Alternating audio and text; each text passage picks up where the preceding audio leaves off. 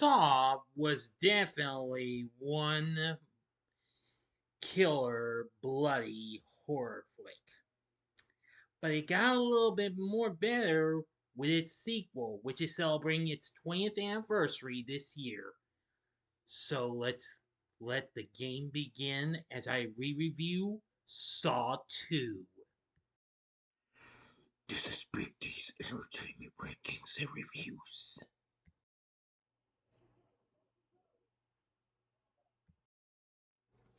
So, greetings, my fellow YouTubers, and welcome to Big D's Entertainment Rankings and Reviews. I'm the Big D, and this time around, I bring to you a re review of the 2005 horror flick Saw 2, released by Lionsgate for Twisted Pictures, directed by Darren Lynn Bousman, who co wrote the script with Lee Whannell.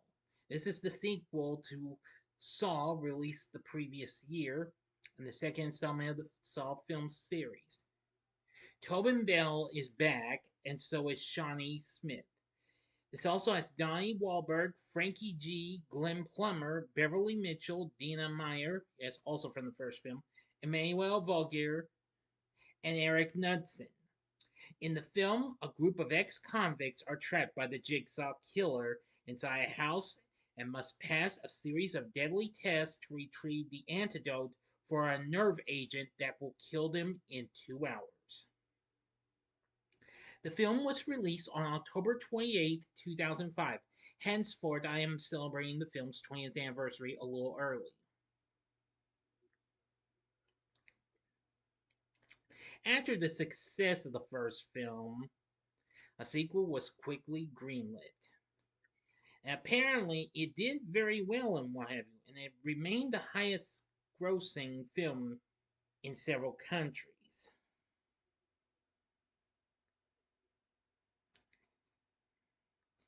Now, of course, recently, a film, the last Saw film, Saw X, which was released a couple years back, served as a prequel to that. But I'll get to that later.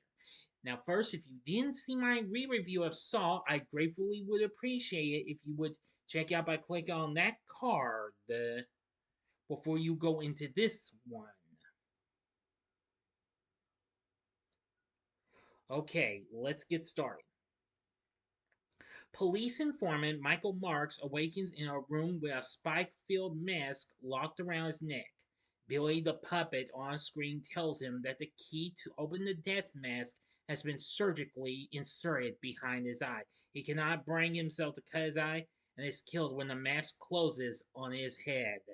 Yes, that mask was like a human, well, a metallic version with spikes in it. Well, I told you, spike filled. He says, think of it as a Venus flytrap. All right. At the scene of Michael's murder, Detective Allison Carey finds a message for her former partner, Detective Erik Matthews. Erik joins Carey and Officer Daniel Rigg in leading a SWAT team to learn, well, excuse me, to the factory which produced the lock from Michael's trap. There, they apprehend John Kramer, the Jigsaw Killer, who indicates computer monitors showing 8 people trapped in a house, including his only known survivor, Amanda Young, Erik's son Daniel, and 6 other victims: Xavier, Jonas, Laura, Addison, Abby, and Gus. A nerve agent filling the house will kill them all within 2 hours, but John assures Erik that if he follows the rules of his own game, he will find Daniel again in a safe place. At Carey's urging, Erik agrees to buy time for the team, well, the technique team, excuse me, to arrive and trace the video signal. During their conversation, John reveals to Erik that his main motivation for his games was a suicide attempt after his cancer diagnosis, which led to a newfound appreciation for life. The games are intended to help his victims develop the same appreciation. The game is informed by a microcassette recorder. The antidotes are hidden throughout the house. One is in the room safe, and the tape provides a cryptic clue. Xavier ignores a warning note and uses the key provided with the cassette on the door, which triggers a revolver through the peephole that kills Gus. Once the door opens, they search the house and find a basement where Abby, no, who helped with abducting the other victims, is killed in a furnace trap while trying to retrieve two antidotes. In another room, Xavier's test involves digging through a pit filled with syringes to retrieve a key to a steel door in 2 minutes, but he instead throws Amanda into the pit. She retrieves the key, but Xavier fails to unlock the door in time. Throughout the game, the group discuss connections between them and determine that each has been incarcerated before except Daniel. During his father's test, John reveals their affiliation to Erik, who was a corrupt police officer who framed his suspects in various crimes. Xavier returns to the safe room and finds a number on the back of Gus's neck. After realizing the numbers are the combination for the safe, he kills Jonas and begins hunting the others. Laura succumbs to the nerve agent and dies. After finding the clue revealing Daniel's identity, incensed by the revelation, Addison leaves her on her own and finds a glass box containing an antidote, but her arms become trapped in the openings, which are lined with hidden blades. Xavier enters the room and leaves her to die after reading her number. Amanda and Daniel find a tunnel from the first room leading to a dilapidated bathroom where they find Adam and Zeb's bodies from the first film. After Xavier corners them, Amanda taunts him by implying that he will not learn his number because nobody will read it to him. Xavier responds by cutting off a piece of his skin from the back of his neck to read his own number. Xavier charges them, and Daniel slits his throat with a hacksaw. Now for the ending, you know the procedure. You've got 5 seconds to sub this video at once. Go to the description box below, fast forward to the time below. As I count down now, if you've seen this movie already, please continue. Okay, you've been warned.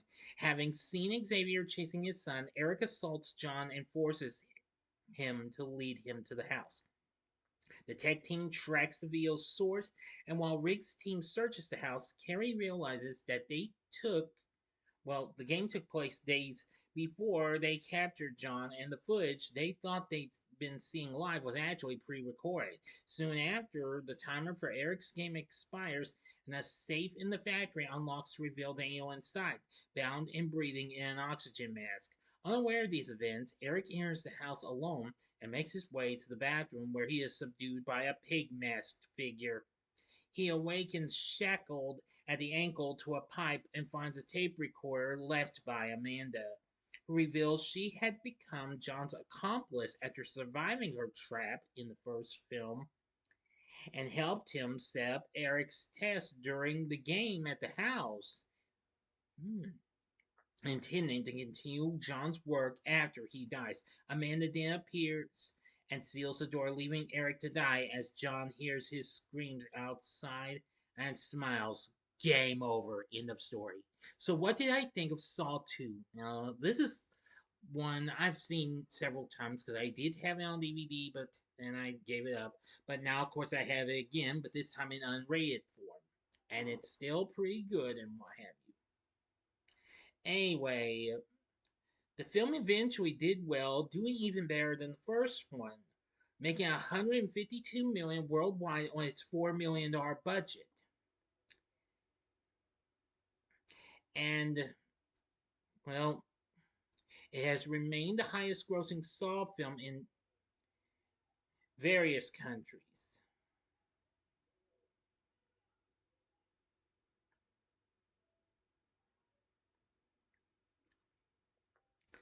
Although reviews were mixed and what have you, it sits at 39% on Rotten Tomatoes, where they say the film is likely to please the gore-happy fans of the original, though it may be too gruesome for those not familiar with the first film's premise.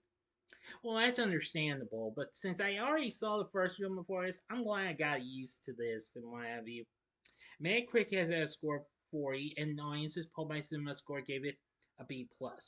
Variety wrote, cooking up new Rube Goldberg torture contraptions isn't enough to get the film out of the shell of its unnerving predecessor. Entertainment Weekly gave it a B, saying the film is just barely a better B flick than its predecessor, and that both films are more clever and revolting than they are actually chilling. Praising Tobin Bell's performance as Jigsaw, saying as the droopy-lidded maniac in the flesh, Tobin Bell is, for all the film's Gigas, how the Harry Hickey pronounce it, the film's sturdiest horror, a Terrence Stamp look-alike who calls to mind a seedy General Zod lazily overseeing the universe from his evildoer's lair.